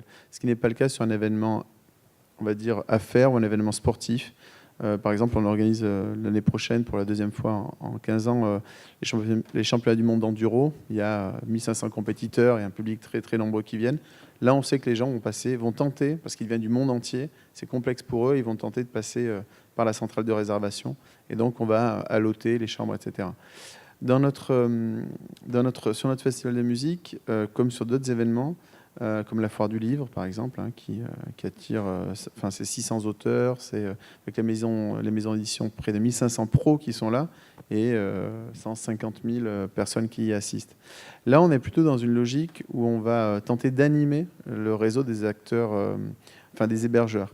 Alors comment? En tentant de travailler avec eux sur les stratégies de communication, parce que, par exemple, on s'est rendu compte que la plupart des hébergeurs, parfois râlaient vers l'office de tourisme ou vers l'organisateur de l'événement en disant « Ouais, votre événement ne me rapporte pas de chambre, j'ai rien, je vois rien, etc. » Mais toi, tu as fait quoi en fait?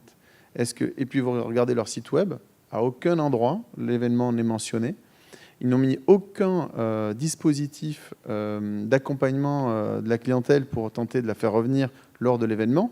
C'est-à-dire que vous pouvez très bien imaginer que pendant 6 mois, à chaque fois que la personne vient régler le matin au petit-déj, vous dites, et au fait, moi, il se passe tout ça pendant l'été chez nous. Il y a tel festival, il y a tel événement, revenez nous voir. Et parce que vous étiez client, en plus, je vous offrirai le petit déjeuner ou quelque chose comme ça. Ça, en fait, juste, ce sont des outils ou des moyens qui viennent renchérir ou renforcer l'attractivité de l'hébergeur. Faut-il encore que l'hébergeur ait compris qu'il faut qu'il utilise l'offre événementielle pour augmenter ses taux d'occupation. Et là, effectivement, il y a un gros travail à faire. Et c'est, je pense, le rôle des acteurs du tourisme, mais aussi peut-être, s'ils ont besoin, le rôle des organisateurs d'événements. D'où cette nécessaire complémentarité à trouver. On a aussi, sur d'autres territoires, un travail à mener avec, non plus des hébergeurs organisés, mais je pense aux clients, enfin aux hébergements type Airbnb. Alors, on ne va pas en parler en tant qu'acteur. Alors, je ne suis pas directeur d'office de tourisme, mais là aussi, c'est aussi un excellent moyen d'intégrer la population locale dans le projet, de trouver de la chambre, parce que l'un des problèmes, c'est qu'on manque de chambres et d'hébergements lors de gros événements, et il faut en trouver. Et à San Francisco, Airbnb est né sur exactement ce besoin-là. C'est l'idée des camping-cars, d'avoir les camping-cars du voisinage grâce à la plateforme Yescapa qui permet d'avoir une part d'hébergement complémentaire.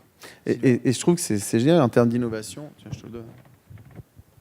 Oui, pour compléter ce que tu dis, Stéphane, nous, on fait du Airbnb déjà depuis 15 ans à l'office, où on a une opération chambre chez l'habitant qu'on a mis en place parce qu'on a la problématique d'avoir 3000 lits marchands.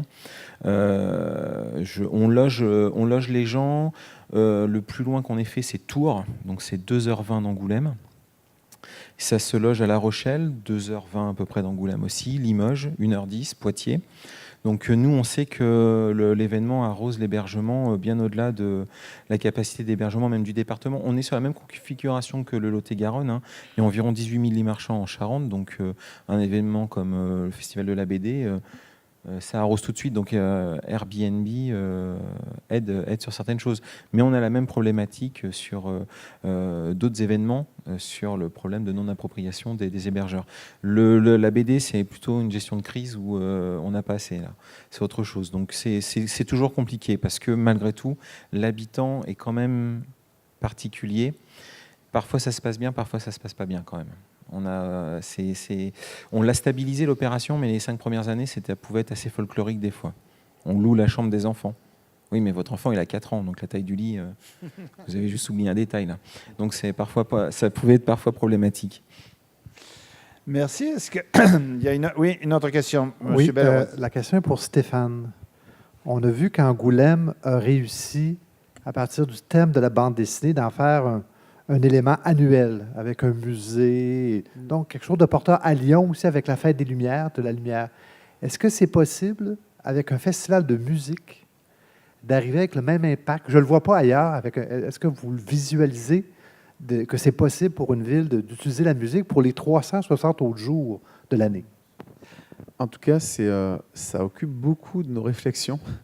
Alors pour plusieurs raisons. Pour la ville, l'intérêt, c'est tout simplement de réussir à retrouver des effets ou des retombées économiques tout au long de l'année et, entre guillemets, à amortir l'investissement réalisé pour l'événement. Pour nous, véritablement, au sens économique du terme, c'est parce qu'on a besoin de travailler ou de vivre tout au long de l'année et on sent qu'aujourd'hui, la fenêtre est trop courte ou trop étroite. Et voilà, on cherche le moyen de trouver un modèle économique qui permette de faire vivre l'événement tout au long de l'année. De façon différente. J'ai vu certaines choses dans d'autres secteurs, d'autres univers qui m'ont énormément plu, sur lesquels on réfléchit avec nos partenaires et futurs actionnaires que sont Vivendi. Comment réussir à partir de l'événement à faire vivre d'autres univers qui sont liés au domaine de la musique, mais pas simplement sur l'événement, mais de façon différente. Voilà, ça anime nos réflexions. Ce qu'a réussi à faire Angoulême pour nous, c'est juste extraordinaire. Ce que dit Pierre, c'est qu'il y a une question de thématique. Ouais. Est-ce que c'est pas plus facile avec un thème original qu'avec un festival de musique où il y en a plein? Sûrement. J'ai vu alors, en Indonésie un concept comme ça où on avait un spot de surf naturel qui était présent, un gros événement de surf qui a lieu sur cette plage. Et en fait, ils ont réussi à créer toute une thématique, à attirer des industriels aujourd'hui qui produisent des vêtements, des fringues et avoir des... Il y a un truc que j'ai adoré qui ressemble un petit peu à la bananerie de Michel Augustin. En fait, il y a une maison où, en fait, au lieu d'avoir une porte d'entrée qui soit celle du produit, c'est-à-dire te vend des fringues à côté tu as une autre boutique qui te vend des surfs, etc. On rentre dans un univers qui est celui du surf, qui pourrait être celui de la musique, et on va te vendre, en fait, tout l'univers, en fait, qui appartient à ce que tu aimes, c'est-à-dire le surf. Donc, ça rentre par les disques des Beach Boys jusqu'au surf, jusqu'aux fringues, etc., etc. Et à la fin, ça finit même par un coffee shop avec que des produits bio, etc., etc. Ils ont réussi à capter l'attention. Et je pense qu'autour de la musique, c'est la réflexion d'aujourd'hui. Alors, me la piquez pas. Mais en tout cas, c'est quelque chose sur lequel je réfléchis.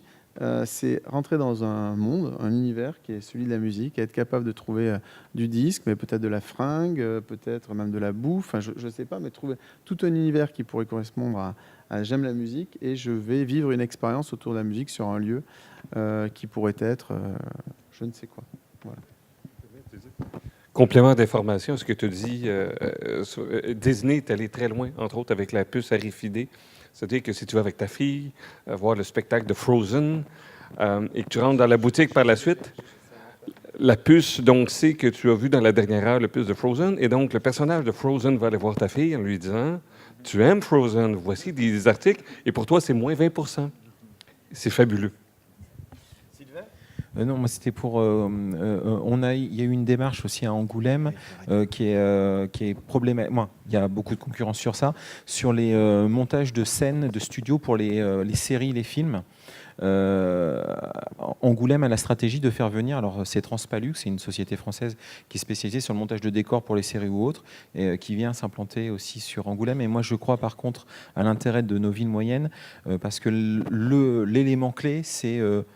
Paris, c'est tant le mètre carré. Angoulême, c'est tant le mètre carré. Donc moi, j'ai un bâtiment qui fait 8000 mètres carrés que tu n'auras jamais ailleurs.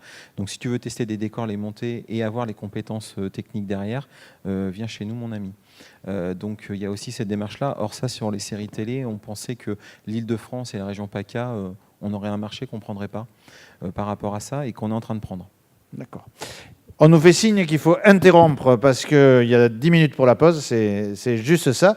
Merci beaucoup Sylvain, Paul, Stéphane et Maryse. Merci à vous de votre écoute attentive et on fait la pause café.